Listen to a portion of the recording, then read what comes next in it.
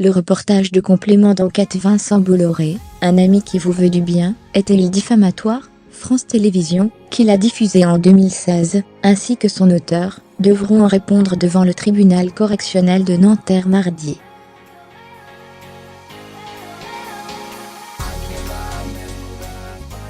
La plainte de l'homme d'affaires, lancée contre X, avait été déposée le 6 juillet 2016, et une information judiciaire ouverte en octobre de la même année.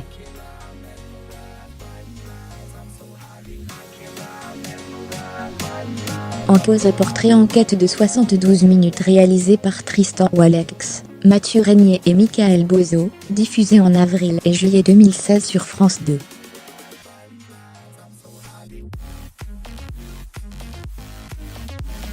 De la Bretagne à l'Afrique dans ce reportage, qui a reçu le prix Albert Londres en 2017, les journalistes retracent le parcours de l'industriel breton, de la reprise de la fabrique familiale de papier à cigarettes OCB en Bretagne, à la construction de son empire diversifié, en passant par la reprise en main de Canal+ et sa présence en Afrique.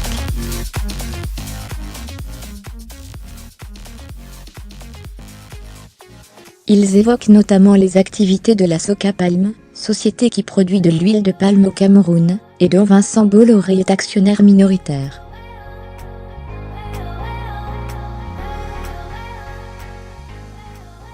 Des sous-traitants, pour certains présentés comme mineurs, payés à la tâche, travaillant sans vêtements de protection, et logeant dans des conditions insalubres, y témoignent face caméra.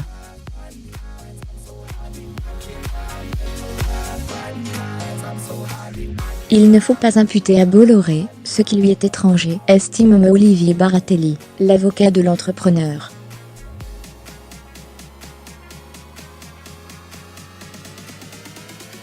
Traiter un groupe de 59 000 salariés présents dans 143 pays par le prisme des formants de plantation, qui appartiennent en réalité à la Soca Palm, société dont l'État camerounais est actionnaire majoritaire, c'est faire une présentation tronquée, falsifiée de la réalité, martèle le Conseil, joint par l'AFP.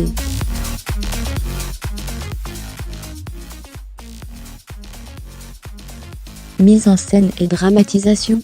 On est en droit d'attendre d'un service public autre chose qu'une mise en scène et une dramatisation, estime encore l'avocat, espérant une condamnation ferme de ce travail journalistique indigne du code de déontologie des journalistes, volontairement commis de mauvaise foi, selon lui.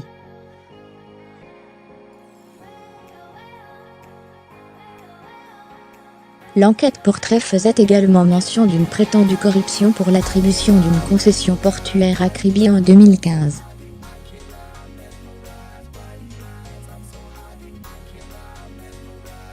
De tels propos sont parfaitement inadmissibles, estime Baratelli.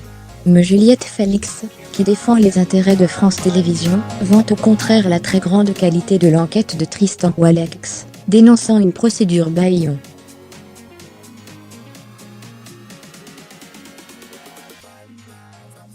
En témoigne le montant des dommages et intérêts réclamés par Vincent Bolloré, soit 450 000 €.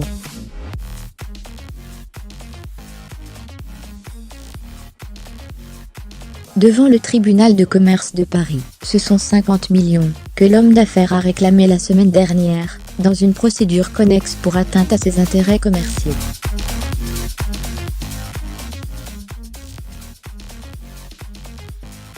La décision est attendue le 12 juin dans ce volet.